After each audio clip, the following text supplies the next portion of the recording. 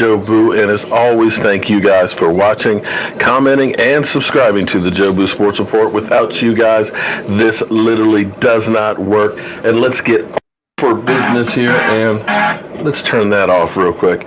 You know, there's a lot of things in here that I actually have to go ahead and run at the same time here, including getting the watch page and stuff up and going here. And we'll start, if you can hang on with me for just 1 second. We're actually simulcasting on Vimeo as well, so we're doing quite a bit of things differently than what we used to do, and you guys know I am technology challenged. So welcome everybody into the chat. I see Albert, I see Aaron, I see Derek Young. Welcome everybody. It is so nice to be back here talking about something other than a loss or how bad. Well, thank you very much, Dan, for getting back up over 26,000. I lost a lot of subscribers when the channel was shut down. So, yeah, it's great to get back up in there. Hopefully, that's just a little blip, and we can keep on rocking and rolling and reach even greater heights. It was really nice yesterday to finally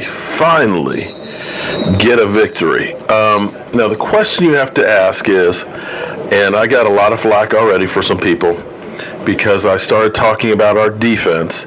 Could our defense possibly be good enough to beat the all-time sack record? And a lot of people are like, man, you're smoking crack.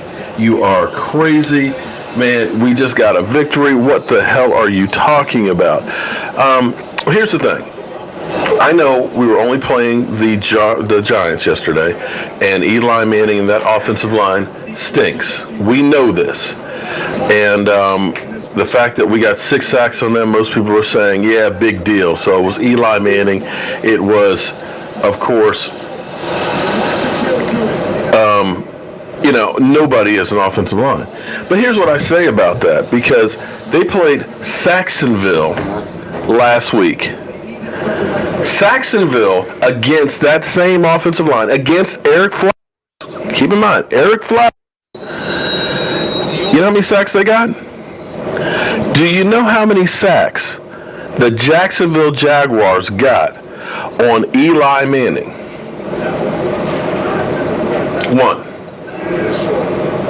1 sack.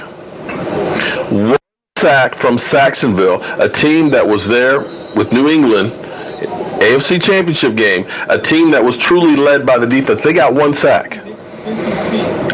Hot Boys got 6 sacks of Eli Manning. And you can see Eli Manning, he was like Vontae Davis. You know, maybe he got something here with just giving up at halftime because he didn't want no more. We sacked Cam 3 times. And here's what's even crazier, submissive lover. I know you think I'm crazy. I get all of it. You know, everybody thinks I'm a Dak, you know, troll. I mean, that I'm just in love with Dak Prescott and everything, the Cowboys. But listen, low. Okay, let me turn it up a little bit more. Let me know if that's too low. The thing that's interesting. Cam yesterday by the Atlanta Falcons. The Falcons. Now here's what's so yesterday Newton 303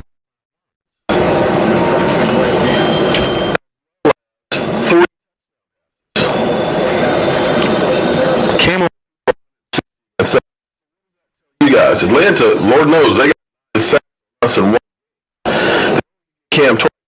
Like I said, we didn't beat them. Down a notch. Somebody said it was too low, so let me turn it back down. Okay. The sound is too loud. Well, maybe I'm just too hype. I'm sorry. Okay. So one person said it was too low, so I turned it up some, so maybe it's their end on it. Apologize. Let me know if it's still too loud. Okay. I'm still not getting green bars that are going up over the top here. Okay. Hopefully that's it. So, sound's cutting off. Let me try going down just a little bit more. Sounds way off. Did I get it there? Okay, hopefully that's it. Okay, is that better, guys? Because it sounds great on this end.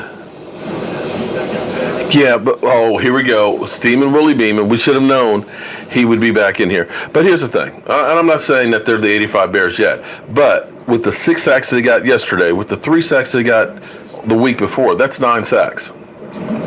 9 sacks is a 4.5 per game average.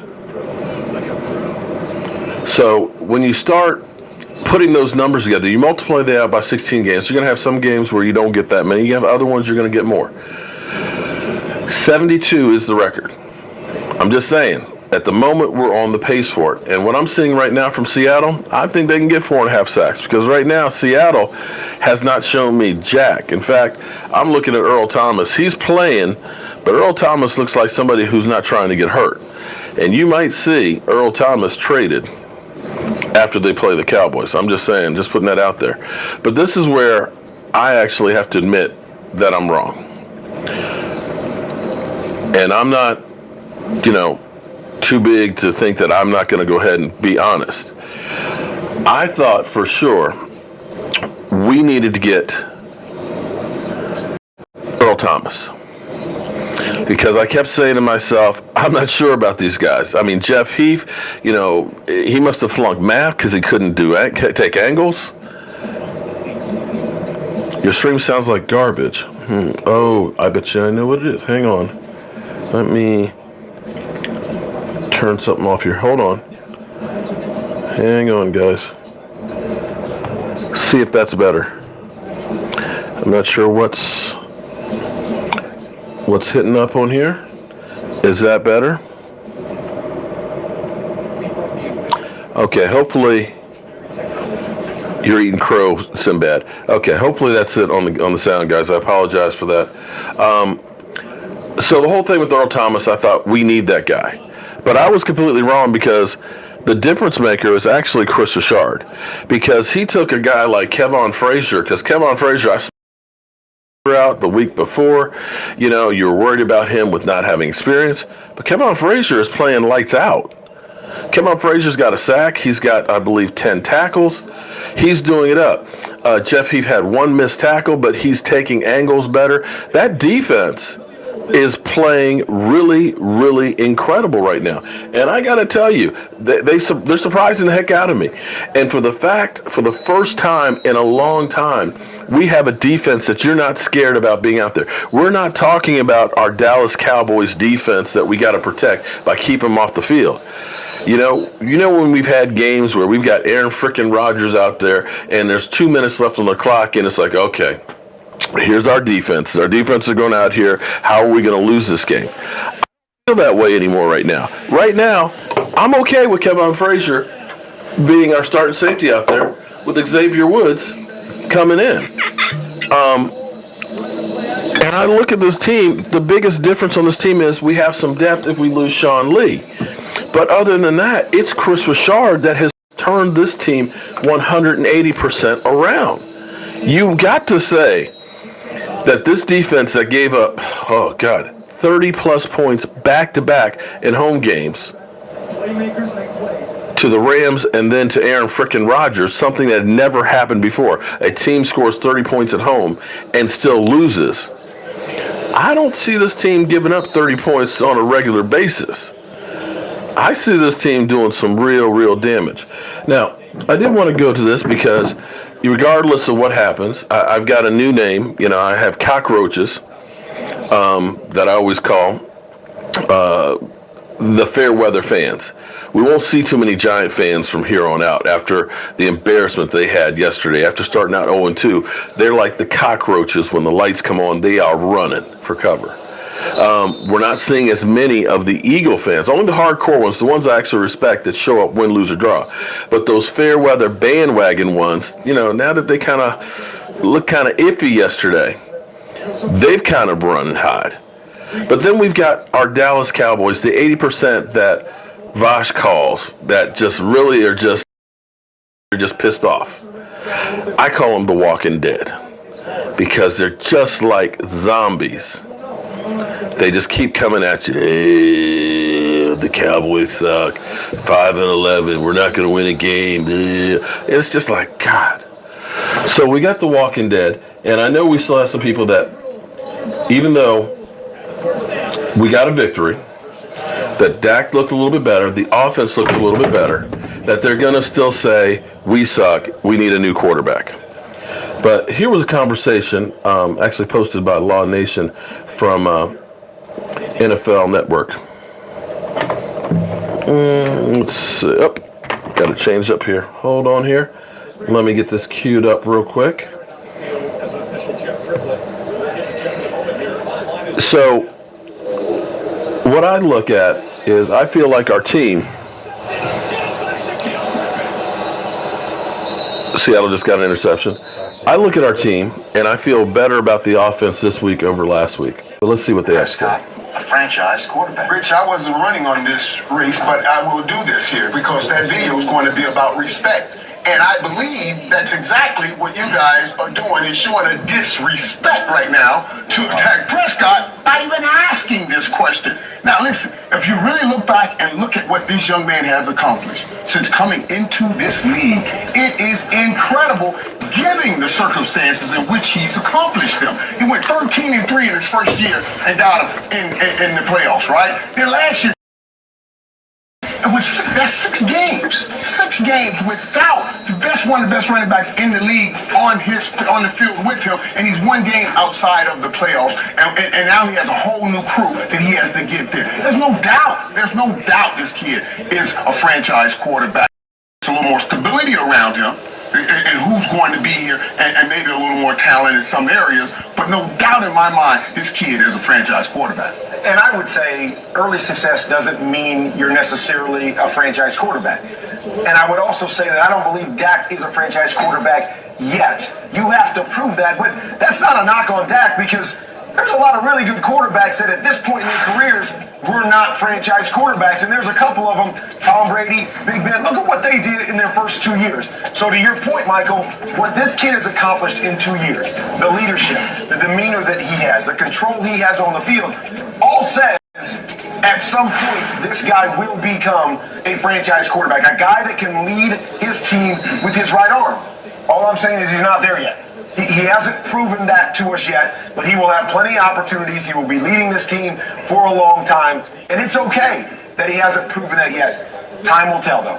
Yeah, I was toiling with this answer, Rich. I was yes, no, maybe, not yet, so I looked it up. In the dictionary, what is a franchise quarterback, all right? Oh, my God. There's a picture of Flacco in there, I think. Hey, hang on now. I got Webster's dictionary. You ever use one of these, Rich? Okay, here's what franchise quarterback says in Webster's. You guys tell me if it checks the box or not. Okay. Dak, okay? Number 1, a quarterback who always has his team in contention to make the playoffs. Check. Okay. Number 2, quarterback who is good in the locker room. Oh, check. Okay. Has a minimum of 3 years-ish of productive and healthy experience. 3 years-ish? Okay. All right. Appears statistically in the top 10. And these major categories: red zone, passer rating, third downs, blitz. Yes or no? At times. Has the it factor. Yes,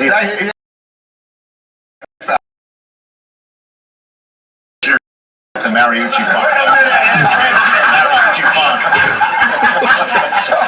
So, in my calculations and with the collegiate Webster dictionary here, I say not yet, because I want him to finish this year, and I love the kid. I want him to finish strong and carry this team on his back with that receiving core. And you know what? After this, then they can exercise that 50-year off some good money and start negotiating. But now let's remember, Tom didn't carry the team on his back early on in those years. They were winning with great defense, and that's what Kurt was alluding to. And so was Big Ben. They were winning with great defenses, and those guys continue to learn the game, continue to do certain things well, and eliminate the things that they didn't do well, and became not just franchise quarterback, but Super Bowl champions.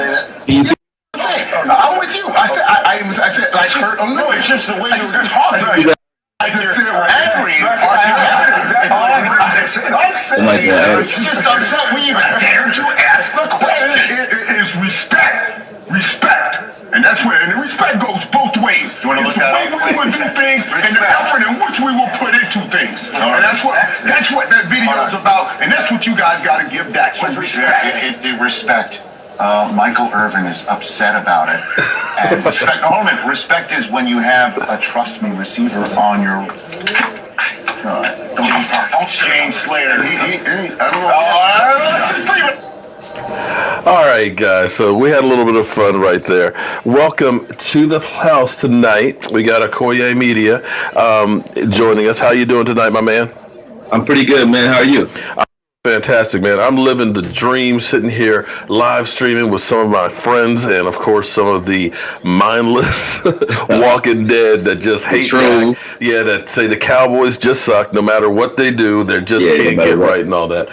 In case you guys don't know, this is Okoye Media, the man who says that Dez is not at fault. And a lot of people, let me clear the air right now.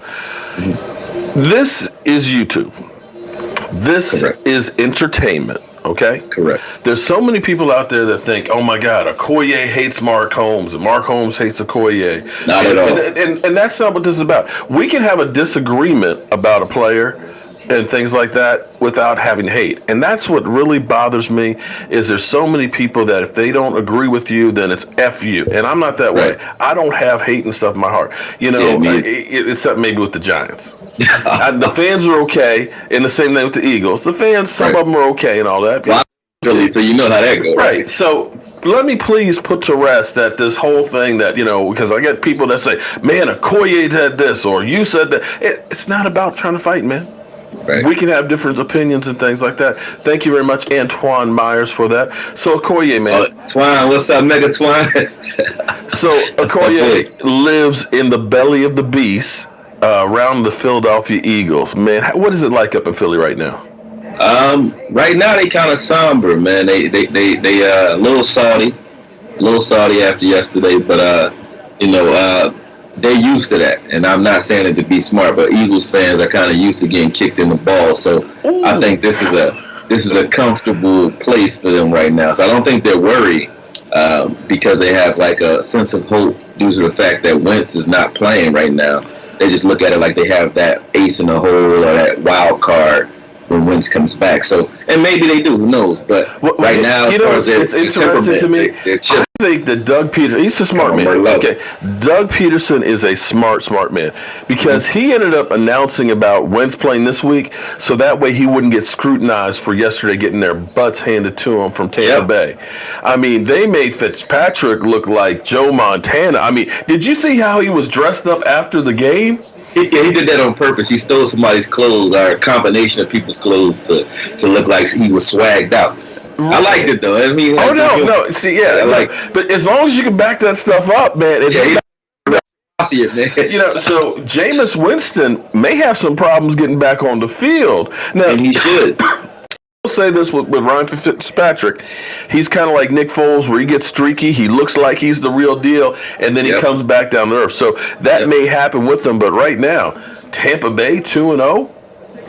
I mean, with the weapons, I don't see him coming back down to earth. You know, he did it with older receivers like with Decker and Brandon Marshall when he was in New York. He played pretty well with them, but, you know, attrition, I think, got to them in the middle of the season, plus poor coaching. Right. But with the weapons that he has in Tampa Bay, it looks like in the spark that he gave that team, it looks like Jameis Winston was kind of holding Tampa Bay back with some of his antics, number one, and number two, with maybe some of his decision making, because Fitzpatrick, he's been in the game so long, he knows what to do with the ball, he knows where his reads are, he knows where his receivers need to be, and he knows how to communicate with them, and it shows when he's on the field. So you don't put up 400 yards and 4 touchdowns back to back on a fluke or any kind of weird streak. So both him and Mahomes, I take my hat off to him right now.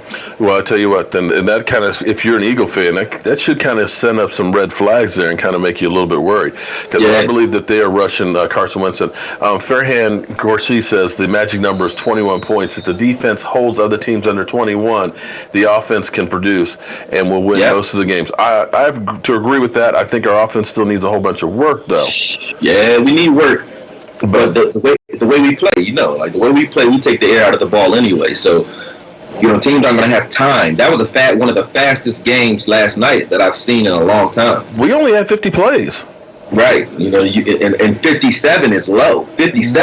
We only had 50 plays, which is because I was looking at. I checked that out again. I said, man, there was only 50 plays in there. That's not very much at all. So yeah, that clock just kept on running and through there. But I said something earlier. I did a video, and you can tell me how crazy I am. Yeah, I never heard it, so let me know. Okay, my thing is this. Okay, right now we lead the NFL in sacks with 9.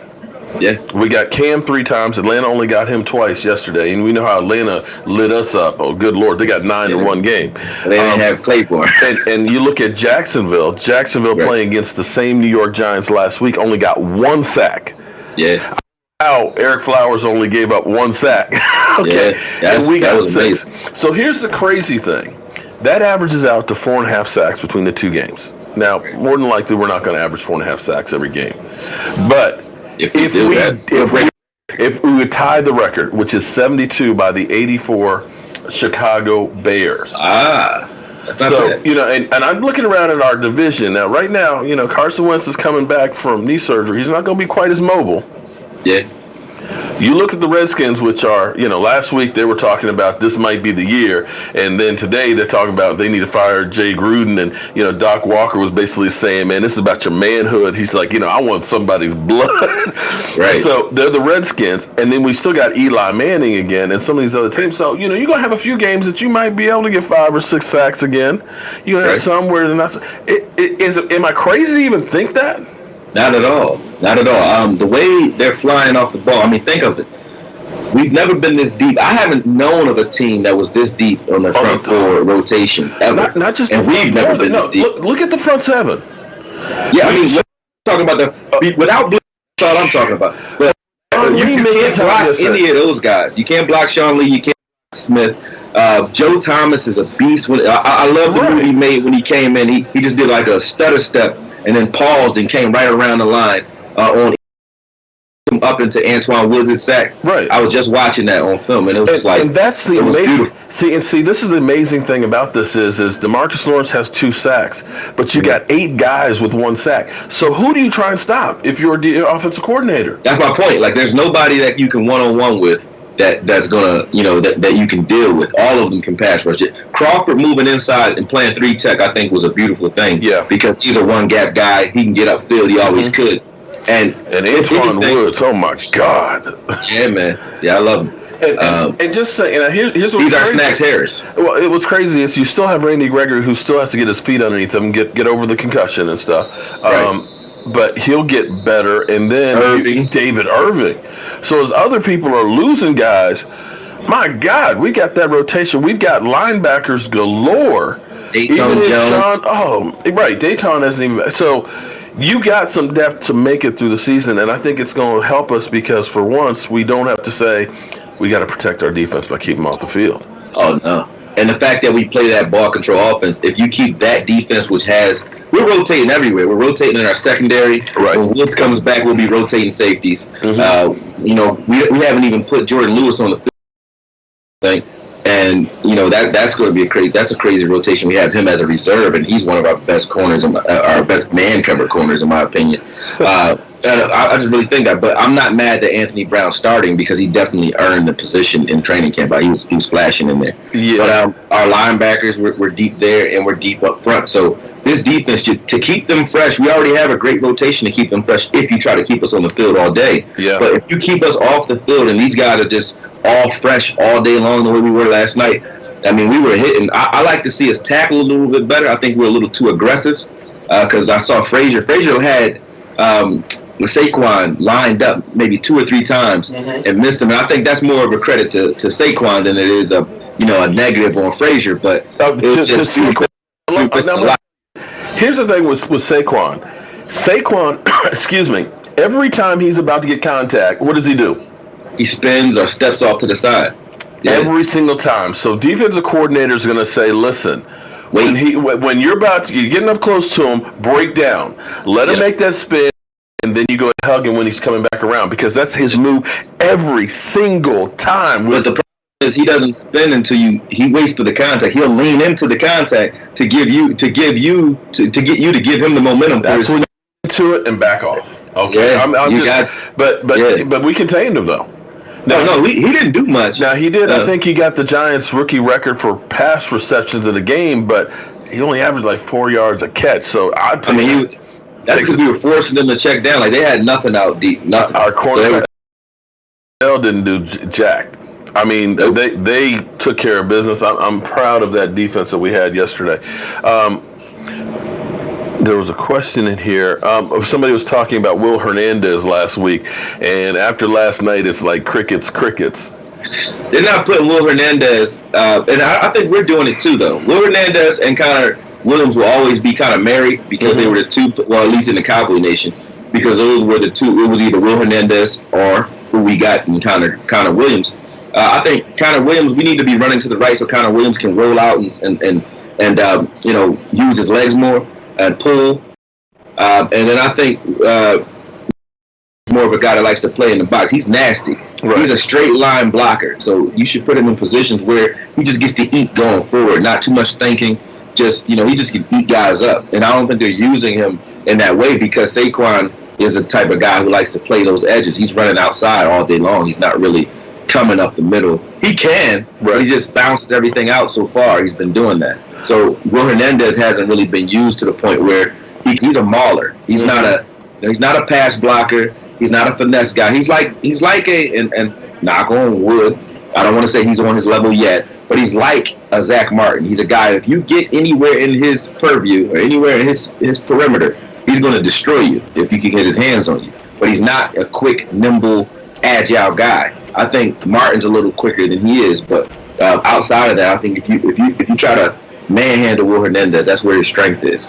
And he hasn't been put in position to So, to Pat, do that. Okay, real quick. Pat, what's your question that you have for me? And shout out to everybody who's also on the Vimeo chat. I see Mirabera. I see D.D. Taylor. How are you guys doing? And everybody else in here. I see Carolina Cowboys. Hopefully you didn't get hit by that flood. We got Dana Jet. We got Last Jedi. We got Kareem. We got my girl Jackie, who's in here moderating and making sure you trolls are in line tonight. What's up, Miss Jackie? Can we finally put away the Taco is a bust stuff now? I think we can. And I was one of his biggest critics. You know that. So I think we can, just for the fact that, you know what I think it is, though? What's that? And, I don't mind it. Competition breeds success or failure, depending on what you're made of. And Taco is showing that he's made a good pedigree. Because I think Randy Gregory coming back lit a fire under his ass. And last night and this season, in training camp he wasn't. Like in preseason, he still kind of looked like Taco. But the last two games, he's been energetic and quick twitch. Definitely. And I think it's because he's not thinking out there. He's kind of just playing and going. So you don't think it was Charles Haley questioning his football IQ and his desire last year, huh? That might do it, too. That might do it. Charles went through it, because Charles is one thing you can say about him is he does not hold any punches. When he talks about Jerry Jones and built a house for losers, and he went up to Taco and said that his football IQ is not there and not sure that he really wants to play football. You kind of saw him kind of turning and getting better towards the end of the year. The first half of the season, everybody was saying he's a bust. But I, for one, thought, when we drafted him, we reached. I did. And I think that he could ever play the right end position, ever. And he showed that he can.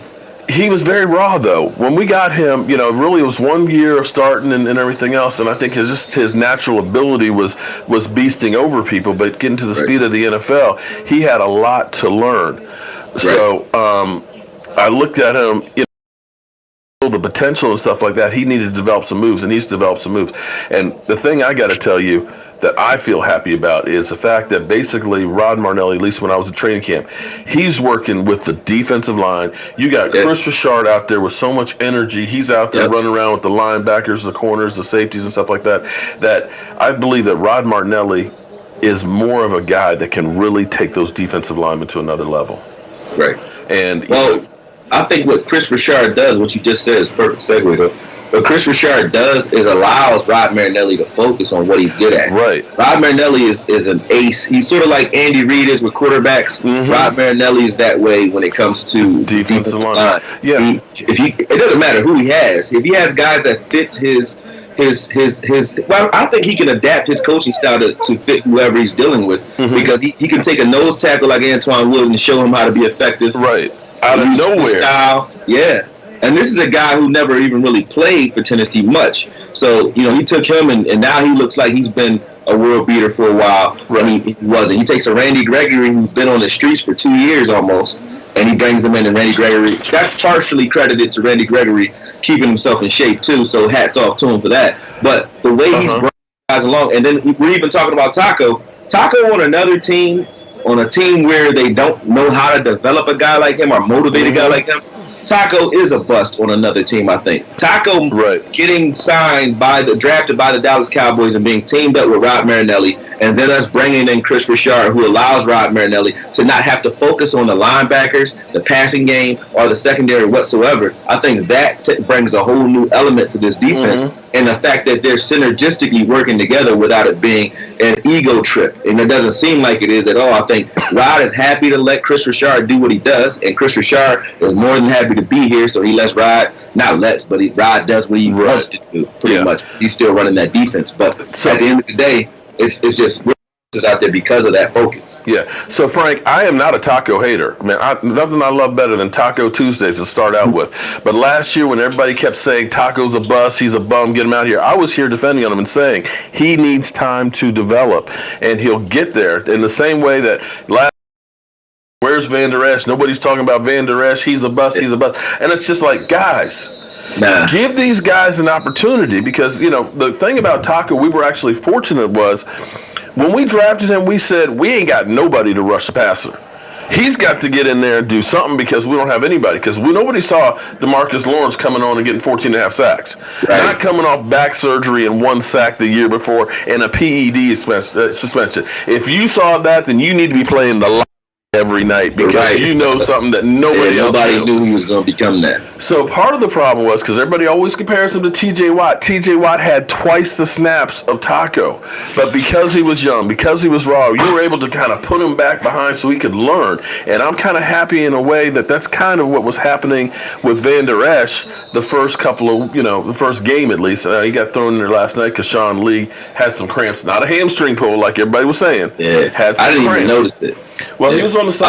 Just rotating. I didn't think he was hurt because he was still standing around talking and so on. He didn't look like I kept seeing him on the live stream. I didn't see him on the sideline either, but they kept, everybody sending me, Sean Lee's on the sideline, hamstring. I'm like, oh, crap, already? But Van Der Esch, I want to make sure I got this right. Van Der Esch, I believe, has 10 tackles already. I mean, I don't know where he registered him, though. I didn't see 10. Well, between last week and this week. But in that second half. He must be calling in and said, no, I had to. Come on, man. No, but seriously. But, if you can get him to be able to fill in a role and not have to be the starter, I'm happy. I'm good. Yeah. Let him learn, because, we need him to kind of take over for Sean Lee, because, Sean Lee's closer to the end than he is the beginning. Yep. I think right now, though, the thing that kind of bothers me it's not really Van Der Esch. I think that I knew they were going to do this with Van Der Esch, which is kind of mix him in, let him get his feet wet, which is what they were trying to do with Smith last year, but injury made him have to play a little bit more than they wanted him to with Jalen. But so they were going to mix Van Der Esch in. I knew that. What I don't like, though, is the rotation they have with using Joe Thomas. Yeah. Joe Thomas, to me, is our third best linebacker on this team, behind Sean Lee. I'm just amazed at how we are. Last year, we couldn't find linebackers. Yeah. This year, we were still on the team last year, right? Which was ridiculous. He was good on special teams, but he was, he would run into the same gap as his other guys. He just didn't look like he knew what he was doing out there because he's a holdover from our 3-4 days. If you're the Hot Boys right now, you're licking your chops because I believe Russell Wilson has been sacked 5 times in the first half. Yeah, well, we got Khalil Mack out there to thank for that. Well, okay, but yeah, we got Khalil Mack, but still, Russell Wilson is taking a pounding. And see, here's where it gets interesting now. And like I was saying to people, I was wrong about trying to make that trade for Earl Thomas and stuff. But if Seattle gets blown out, they're down 10-0 right now, and they go and play against us, and let's say we beat them as well. They got to start looking at the future, and I think Earl Thomas might go back on the trading block because at this point, if this season is a bust, keeping him there for the rest of the season, he's gone at the end of the season, you got nothing. Get what you can get out of him, yeah. But before October 29th, you try and move him and see if you can get some kind of pick because you got to rebuild. And for what I'm seeing right now from Seattle, they need to rebuild. So now the it's hard for that to hang out there and wait and try to get them because we were offering a second round pick. So I think we could probably get them to accept the third round if they look like they're not going to be doing much this year. You might be right. And all Earl really does for a team like this, for our defense, because as I said, I've held to the opinion that I don't think we need him from a win standpoint. Right. I think from a win big or go deep in the playoff standpoint, once you lost that vocal leader and that spark plug in Dez, I think that I thought that bringing a guy like Earl Thomason was useful because he's young and they'll listen to him. If you have a young team and they're all relying on the coaches to kind of give them the spark, the coaches aren't walking on the field with it. So you have on the defense we have Sean Lee. Sean Lee's more of a lead by example guy. He sits and watches film like crazy. If you follow him, like he follows him, like Jalen follows him, you will show up on film because he watches so much of it. So I think Sean Lee is that type of leader, and he is. You saw him on All or Nothing last year, kind of telling people how to tackle Marshawn. So he is vocal enough, and I think DeMarcus Burns is as well. But on that back end, they're really, and maybe I'm wrong, but I don't see anybody that's on that back end that has that swagger. They're all too young guys. Jeff. I don't see Jeff Heath being that guy. I could see a Xavier Woods once he really starts playing and getting into that, but that's not right now. I think that's going to take a little bit longer to go. Right. And D.D. Taylor, I agree with you. The Seahawks look terrible. Yeah, and we play them next week, so that's good. We Seahawks well every time we play them. They don't ever really give it. Yeah, but I got to tell you though, no, we don't. But I got to tell you, playing in Seattle, man, that is if you've never been to Seattle. I had a friend, but we went the year Sean Lee got that blindside hit. Oh my God, I think it was 2013, and a friend told me, get some earplugs before you go there. I'm like, man, it's a football game. I don't need no damn earplugs. Are you crazy? It was literally like being inside of a jet engine. I turned to my wife. I got both hands cupped, and I'm screaming at her, trying to get her. And she can't hear me. It is literally that. When you leave the place, your body is still shaking from the noise in there. It's a hard place to work. Yeah, so we're going to need to be able to ground and pound and try and just chop and get on these guys early, although they're looking a little bit demoralized at the moment. Did they make that field goal? Yeah, he made it. Okay, though. Yeah. I think the kid, Shaquille Griffith or something like that, he had like 2 interceptions. He got one tonight too. So yeah, he's about the lone bright spot on the team. So they just got a 56-yard field goal. So and it looks like Russell Wilson is going to the locker room on top of it. So that's the amazing thing. So I see we got Falcons Nation in here.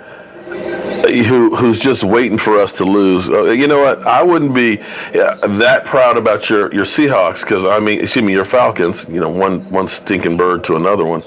Right. You get Cam throw 3 touchdown passes to over 335 yards against you guys. Right. So I wouldn't be pounding my chest too much at the moment because you guys ain't all that great. Now, as we go forward from here, you know what my biggest worry is by the end of the season? What's that? That Chris Richard gets a head coaching call from somebody.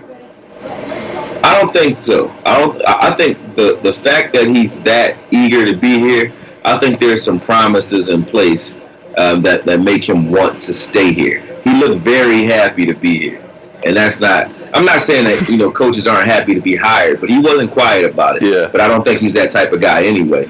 But he looked very eager to be here, and maybe there's a talk track associated with his ascension at some point, if this then that sort of like logic there. So that's what I'm thinking. If we don't play well and we finish this season out for whatever reason, whether it's injury or just poor coaching, and we don't finish this season out strong and something happens, I have Chris Richard as a very easy fill-in for a head coaching position. And I'm not saying to those guys who like Garrett, I'm not saying that I'm wishing that Garrett loses or that we bomb the season or anything like that. I'm just saying, if all things are possible, if something were to happen and we did have a poor season, I would like I like to think that Chris Richard would be one of those guys that Jerry looked at. If they don't, are you kidding me? The energy that he's bringing, because I look at that defense and I still say that basically you got the same parts. It wasn't like we went out and got some big name free agent who's all of a sudden turning this thing around. You got a guy who basically took the same parts. Now I know that the cornerbacks have a year more experience on them, but I look at them, they are blanketing these guys, the receivers. They are smothering them. They're not allowed to get nothing. And that defensive line is like a bunch of crazed wolves out there going for it. You know what it is, though? We played a lot of cover 2 and a lot of man last year. When you're playing man, everybody has kind of like, a set responsibility, obviously. If someone's in motion and this person lets go of this guy, when he's in motion, you pick him up. If they're in a bunch formation, who's going to pick this? We made it very simple with the cover 3. Mm-hmm. The cover 3, do your job. That's really it. It's back to that. So, Lee knows what he's doing. Mm-hmm. All the linebackers know what they have to do in that scheme unless they're blitzing. And it allows us to keep a similar front even when we change our sub packages and we bring our safeties in and put them in the box or put them in that nickel formation. They're still playing the same position or the same role as that linebacker that was in there before them. So if Heath is in the box or if Frazier's in the box, if you notice when he blitzed and he actually got that sack, he was just playing Sam, really. Right. He was playing Sam linebacker, but he was safety, but they were coming out of that nickel formation. So I think what it allows them to do, it makes it so that everybody knows each other's job. So you know where your help is, really, because you're not switching things up schematically where they have to understand a lot. Your corners, if they're playing man, they're playing man. They know. If they're playing cover 3, they have the thirds of the field, the outer thirds of the field. That single high safety as the middle of the field. He has to be rangy enough to play it, and I think Heath is that. And he's an enforcer. Nobody really wants to go in there. Right. Heath doesn't want to hit people because he hurts himself. So no one wants to go in there and deal with Heath. Heath will hurt you. And Frazier hits hard, but to say that you don't want to get hit by Heath as opposed to Frazier, and Frazier will lay you out. Right. But Heath will kill you. He will make it so that your career will definitely be shortened if you get hit the wrong way by Jeff Heath. Right, I love Jeff Heath. So Brian from SoCal, shout out to him as well as Incognito, Albert, Myrone. Okay, I hope I got that right.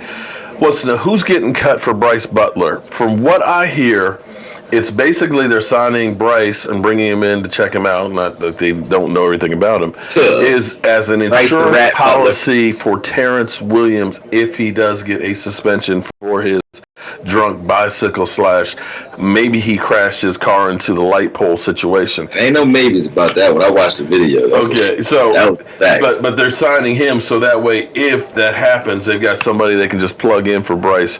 At least that's what we believe. But I think, is it Alan Hearns or is it Thompson that if one or the other gets cut before the 29th or something, they get a 4th round draft pick back? Oh, wow. That's something. Don't quote me on that.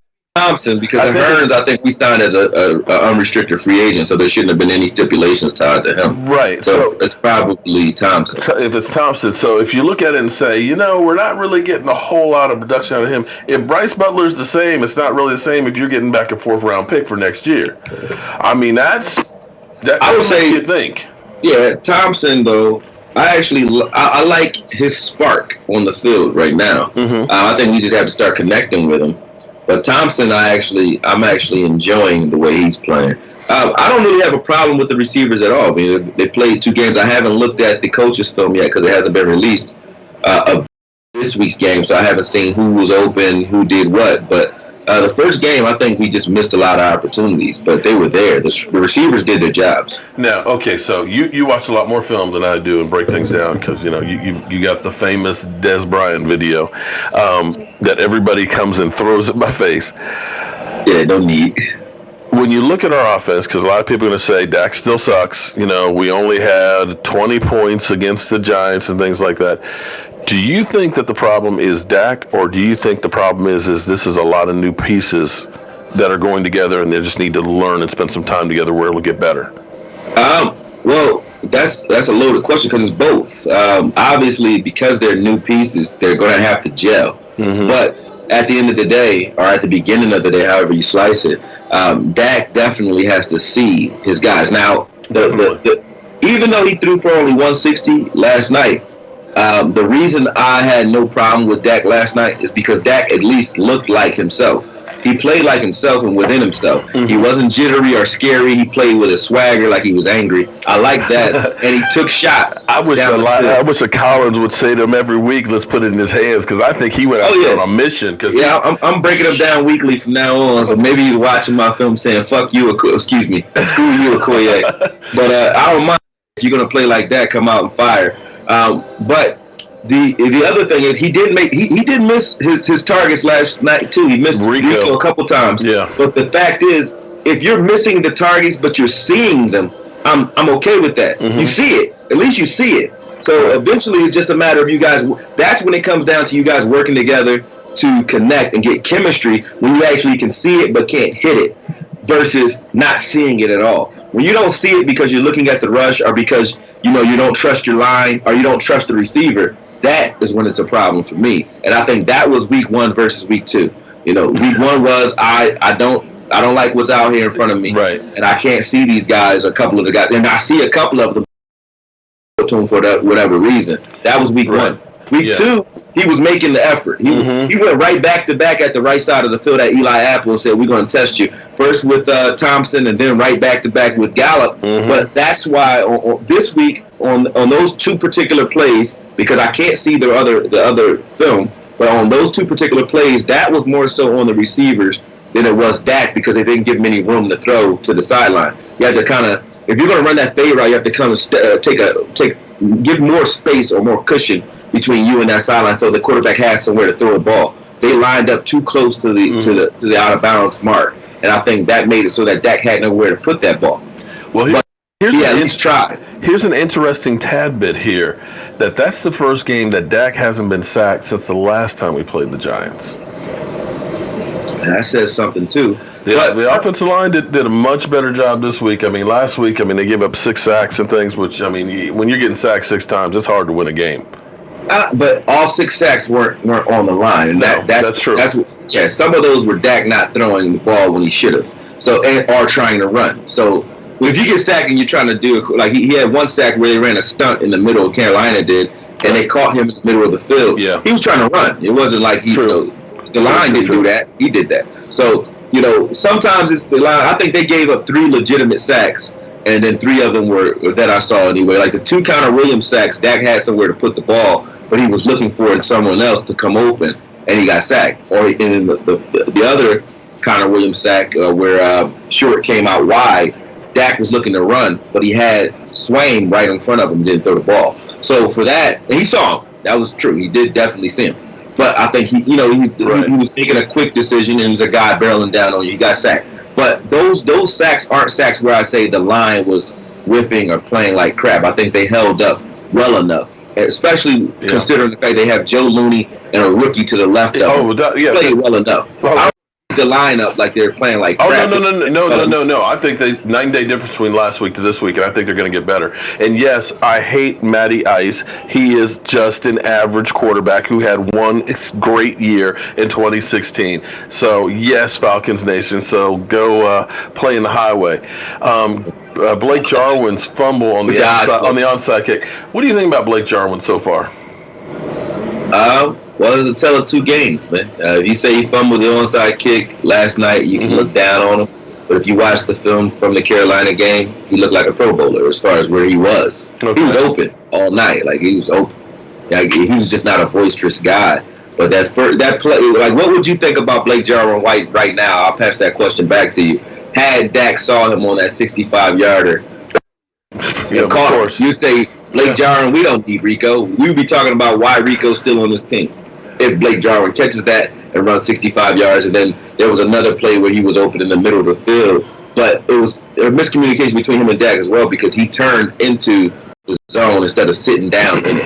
And if he'd have sat down right there, that would have been another 30-yarder. So he would have had 100 yards and a TD on a night on 2 receptions, and then you would say Blake Jarwin might be the next, Reed or Shannon or something, whatever. Wang Hugh, dude, put down the damn crack pipe. If you really think that Quincy Carter is greater than Dak Prescott, come on, man. Come on, man.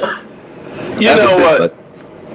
We ought to just ban you from right now, man. You must just really not watch football at all. I mean, he just really doesn't like that. That's just straight up hate. I mean, damn, I wouldn't say that about anybody, man. That's low. Right. Looking at some of these comments, I see Nan. Let's take some of the questions. Well, yes. We're talking about money back from Romo's contract. Yes, actually, this is the great thing right now is as much as everybody talks about how bad our team is mismanaged, Jerry Jones sucks and all that, remember just a couple of years ago that every offseason we would end up being about $20-25 million over the cap, having to gut the team just to get to zero? Right. The fact that we started out with $19 million the beginning of this offseason, that we got the Marcus Lawrence franchise, we got Martin long-term deal, we brought in some free agents, and we still have $19.5 million is unbelievable. And when we get rid of all of this dead money that we got, and I think it's like $24 million, right now we're looking at about $58+ million, and that's before we let anybody go, because there may be a few players that aren't coming back. We're not going. I'm sorry, we got so much stuff going on with the game and everything else. We'll take calls on our Friday night show, and we'll go in overtime on that one. But the fact that we got all those guys in here, we got one of the youngest teams in the NFL. We got $19.5 million that if we don't use, we'll get kicked into next year. We are wide open for the future. And I think that's where the silver lining is for. I was trying. I mean, just my conspiracy theorist mind, right? It works. It works overtime, even when I'm sleeping. Okay. But the reason you bring in a Kellen Moore, other than the fact that he was Linehan's guy, the reason you bring in a Kellen Moore to sort of develop Dak, right? Even though I don't think he's capable. I don't think he's capable either. Right. Is because Dak playing at a mid-level or a management level this year, right, makes it so that you don't have with $25-30 million a year, you can keep Dak at 15 to 17, like a Blake Bortles type contract, and keep some of that money you're talking about. So from a front office standpoint, if you can win with a guy who can manage the game and sort of learn on the fly, and then sort of get him under contract next year, right? And then bring in a quarterback's coach to try to elevate his game. Or a coach that can, reach him. That isn't Garrett, that isn't Moore, or Linehan, who can elevate Dak's game. Then you have something because you'll already have him under contract. So you can ride another 2-3 years before you have to extend him and pay out that type of money. So that might be smart business. Shout out to Antoine. I appreciate the super chat. And his question is, does Dak deserve a big contract? I had a conversation with Manny from Chicago the other night about this, because he was like, maybe we can go ahead and offer him a 4-year, $40 million fully guaranteed contract. I'm like, come on, man. You're basically talking about $10 million a year. $10 million a year. I know it's guaranteed, but come on, man. When you look at what the Arizona Cardinals are paying Sam Bradford $20 million for this year, right? Come on, that wasn't even in the neighborhood. I'm not saying that he's going to be an Aaron Rodgers contract, but I think we need to see what happens with this season. But when you look around at like what Garoppolo's getting, is Garoppolo worth that money right now?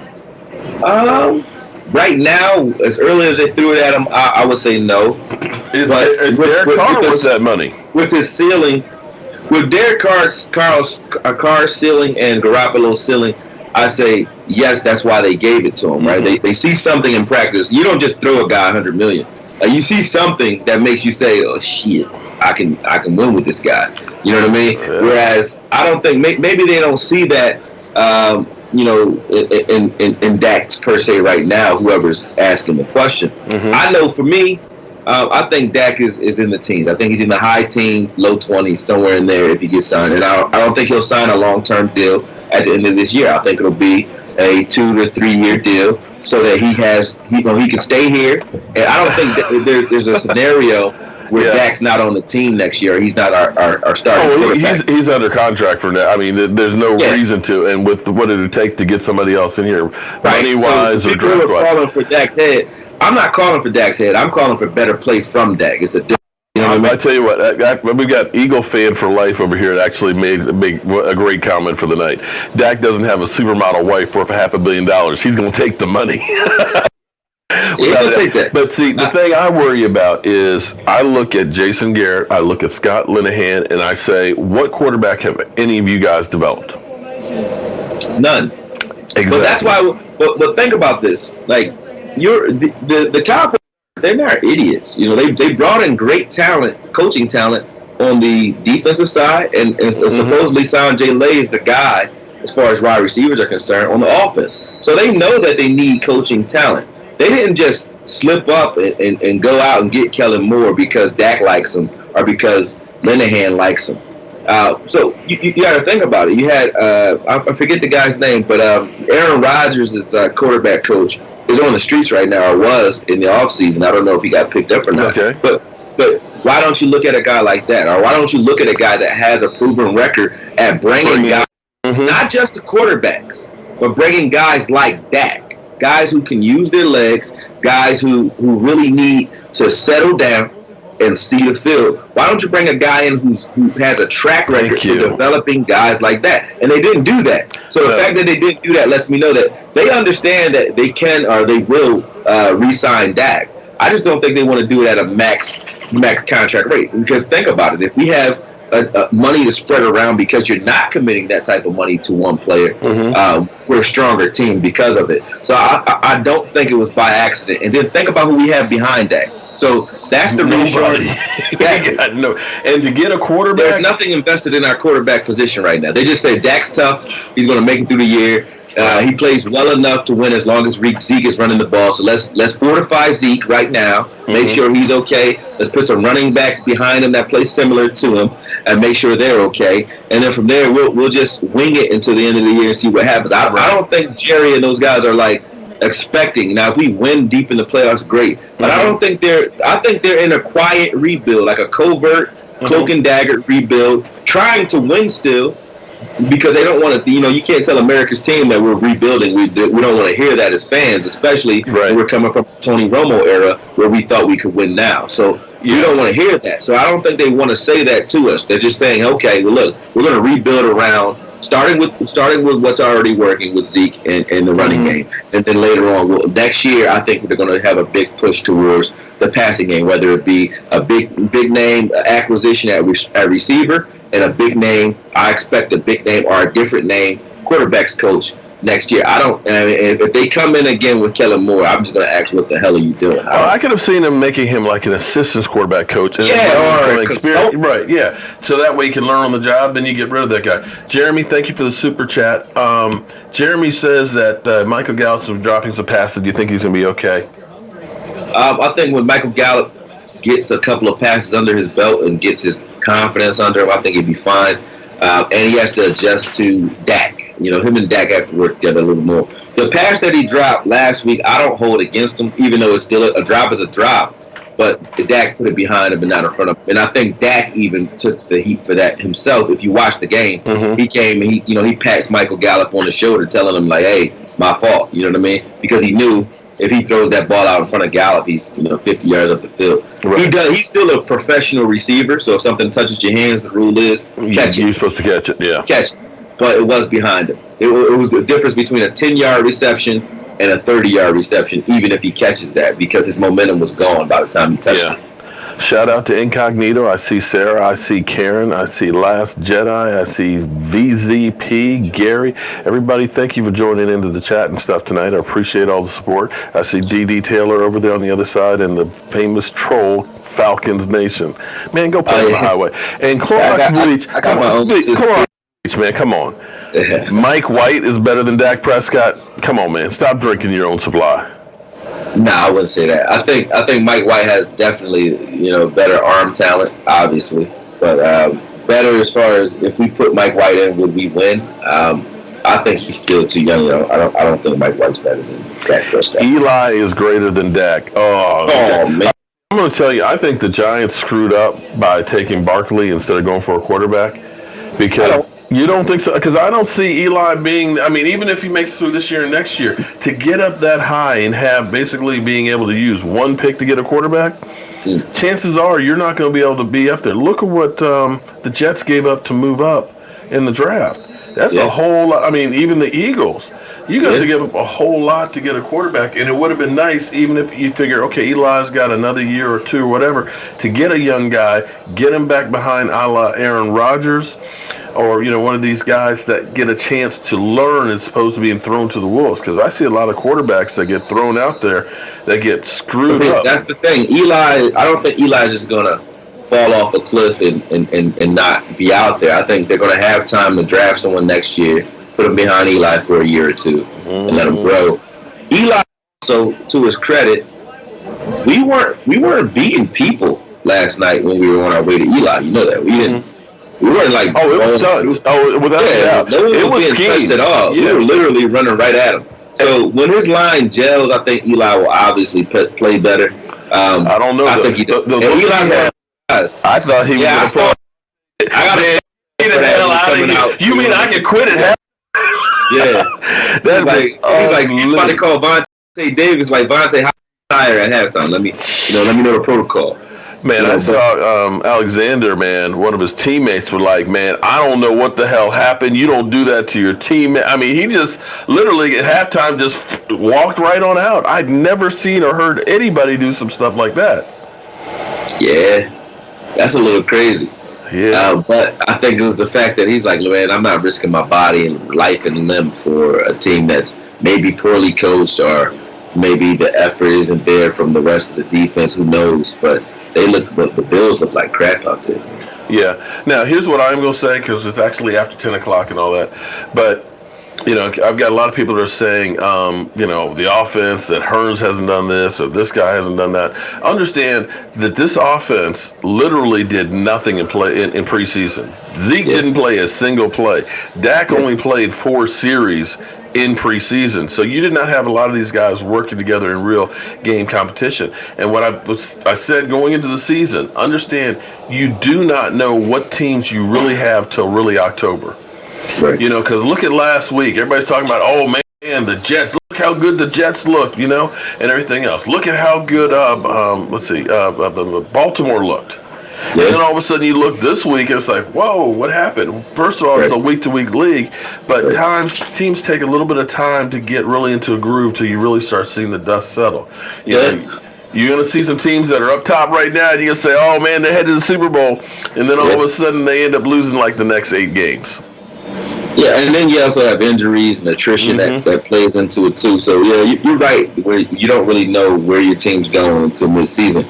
But the season is still, 17, 16 games, 16 whatever. Games, yeah. Right, so at the end of the day, every game counts. So you can't just take off the first quarter of the season and hope for, a strong push down the stretch. So we still have to win those games now. And when we're playing against teams, that was my worry last night. And it honestly looked like the Giants were us and we were the Giants. When I say that, I mean, they looked like they were primed and ready because they knew they had the Jaguars right out of the gate. So they when they played the Jags, they were full tilt and they looked aggressive and intense. We looked like we just got hit, while we were sleeping or caught out cold. And I didn't know if we were going to come in ready for a team that was already playing like they were at that midseason peak.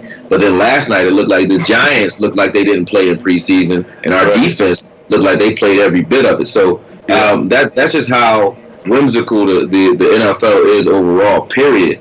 And that's cool. That just goes without saying. But I think if we can go ahead, as far as offensively, if we can establish who Dak really wants to rely on, who his guys are, I think right now it's Tavon. And it's probably Thompson, what it looks like. He throws to those guys more than anybody else. Gallup, too. He keeps trying Gallup. I think he has faith in Gallup. Gallup has the strongest upside with Dak. Right. And the reason I say that, because if anybody's going to work with Dak best, it's going to be Gallup, because Gallup's the youngest guy. He's the younger guy that Dak can take under his wing and sort of tutor and kind of mold to his wants. But Dak has to deliver. Dak has to deliver, and Dak has to sort of tutor the guy and get him in a place where he can use him. Figure out what Gallup does and what he and Dak does well together, and then get him the ball in those positions. That's partly on Dak, partly on Gallup actually executing what they're asking him to do, and then the other half of that is he and Linehan. But again, I say if Dak hits Gallup on that crossing pattern that he had last week, we're not talking about Gallup right now. We'll say Gallup is playing pretty good. He just had an off game this game because last game he would have had 70, 80 yards and maybe a touchdown. Right. It's funny. Jeremy, thanks for the super chat. You know how it's funny how everybody picked Dallas to get their ass whooped this week, and then when we win, then all of a sudden the team that you beat was just a very bad team. That is that is so true. People are going to say that the Giants just suck or something like that. I don't think the Giants suck. I thought the Giants were going to. I'm one of the guys who thought the Giants were going to play us very tough. I did. I thought I couldn't even pick it. You know what? Most of our games are usually within about 3 points and going down to the last drive. That's why I said the Giants beat us. If you remember, the Giants swept us during the year when we found out who Dak was in the first. And they were close, low-scoring games, both of them. Got it. But here's the thing that kind of gave me hope, because Jason Garrett has all these crazy records out there that you just don't really want to have. The fact that you lost 2 games at home back-to-back, scoring 30 points, it never happened in the NFL before. Yeah. But for whatever reason, every season that we have won the first game, we have not made the playoffs. Wow. 2014, we lost to the 49ers. Tony Romo couldn't throw the ball 25 yards. And everybody said, man, Tony Romo's done because he was coming off the back surgery and everything else. And we started running DeMarco Murray, boom, 12-4. 2016, we ended up losing to the Giants in that first game where Dez Bryant had a catch, no catch. You had Cole Beasley drop one on the 5-yard line. We had Terrence Williams not get out of bounds. And the Giants ended up winning that game basically by a couple of games. Right. We lost those 2 games to start the season. And generally speaking, when you lose the first game, your odds go down to making the playoffs. But both of those years, we made it. So maybe this is another year where we end up making the playoffs. Because which is crazy. The pressure for last night came off me by the time the game actually started, because the Redskins and the Eagles had lost. So for me, it was like, okay, it's a difference between being, behind a 2-0 team standing at the top of the division and being, even if we did happen to be 0-2 last night, it's a difference between being, 1 game and 2 games to start the season, and I just looked at it like, okay, well, however this game shapes out, we're not in a bad or terrible position, because the bright spot, I really do think, in this division and beyond, our defense is it. Like we have a defense that's one. We have a good punter who's going to give offenses long fields to deal with. And we have a good defense that's not going to let you drive on it. And our kicker is kicking the ball out the end zone too. Yeah, he kicks pretty good. He keeps kicking field goals the way he kicked this week. There you go. Because last week I was looking like, where the hell is Dan Bailey? Go get my guy back. Yeah, because I'm a Dan Bailey guy. Yeah. He should be after the way that game ended. Or he should be down 14 in Cleveland. Oh man, he turned down Cleveland. Who want to go to Cleveland, man? Nobody. Cleveland, 4 missed field goals in 1 game. They won that game easy. Yeah, Cleveland. It's good. They just can't. They just can't get out of their own way. Mojo. Well, we're gonna get ready to get out of here, but I want to give you the last word here. Tell everybody where to find you and stuff. Oh no, I got one last question for you. Sure. Will Dez Bryant play football this season? I think he wants to. He's saying that he will. With the vacancy that Josh Gordon left behind, he always, I think, has a home in Cleveland if he doesn't let Antonio Callaway start catching too many balls over there to take the attention off the fact that they need a receiver. But I think he wants to. I really think Dez is sitting out because, he says he wants to be right when he plays. I think, 1, he wants to find a team that actually needs him. And 2, I think he's trying to get healthy off of something. It may be something wrong with him that he's not disclosing, obviously, because he keeps saying, I want to be right, I want to be right, I want to be right. And he's right on the edge of signing with someone. I don't like it does look bad that the Patriots, didn't even let Josh Gordon hit the streets. Oh, man. They didn't let him hit the streets. So that says, like, to me, and what kind of league are we in where you and no hate on anybody. You don't even have but to what kind of league are we in where you could be a passionate guy on the sideline? Because we know the Patriots know about passion, because Tom Brady will curse you out in a heartbeat. And but you could be a passionate guy on the sideline and you get a bad name for it like Dez did. Then you can be over and over again, and then you can't hit the streets for 2 minutes. Like, to me, that's like, what are we saying when we say that? But I mean, no shade on Josh Gordon. I wish him the best. I didn't have a problem with him. I had a problem if we tried to sign him, but that was because of the narrative that we used to get rid of Dez, which was distraction. Oh, yeah. So if you're going to use that narrative and then you bring in one of the biggest wide receiver distractions of the last 6 years, why would you do that? That's what I'm saying. That's like a if we did that. And that's what my problem was if we tried to go after it. But in New England, maybe that's the best place for them because they're an older team. They have older coaches. They have a veteran in Tom Brady that can kind of reel him in and motivate him and give him a different sort of environment that isn't a young party. Because the Cleveland Browns are young.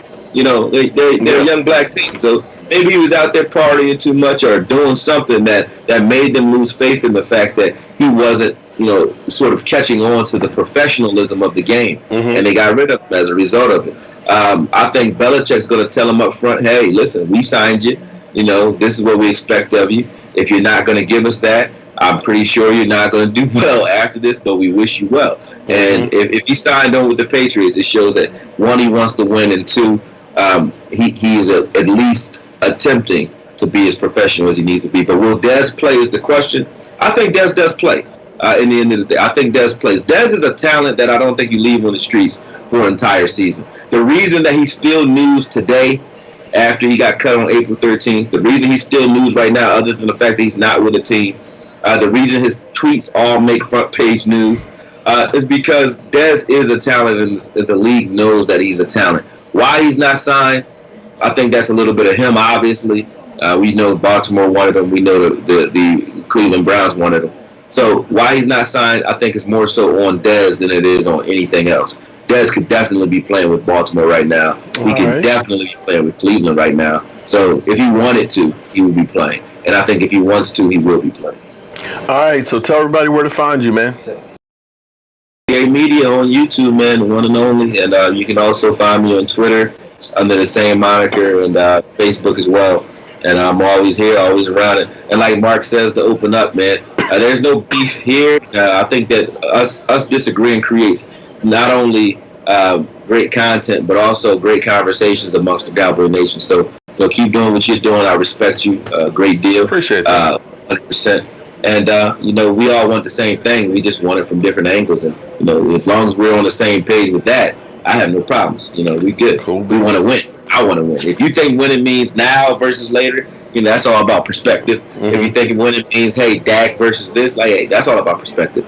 I criticize anyone that wears the star because they wear the star. Whatever they put on tape is what I put on tape. So that's pretty much it. It's no person towards Dak. I'm pretty sure you're a good dude. You know what I mean? But when I come at Dak, I'm criticizing Dak because that's what's on film and that's what I'm watching. You know what I mean? Cool beans. All right, everybody, thank you so much for being part of the live stream here tonight. Thanks for Okoye being here and everything else. We got the Seattle Seahawks in 5 days. The nice thing is our Cowboys are tucked into bed right now, relaxing while Seattle is playing at this moment. So I'm excited. I'm happy that we finally get a win. We've got 14 more games to prove that we belong in the playoffs, and hopefully we can stay healthy. We can go ahead and start building some momentum, get another win week by week, and hopefully our Cowboys will be there when the dust settles. I will see you guys first thing in the morning on Don't Sleep on the Dallas Cowboys Report, because you can't sleep on the Dallas Cowboys. Keep spreading the mojo, and if you can help out people that are in North Carolina because it is bad down there, please try and help out. Keep them in your thoughts and your prayers.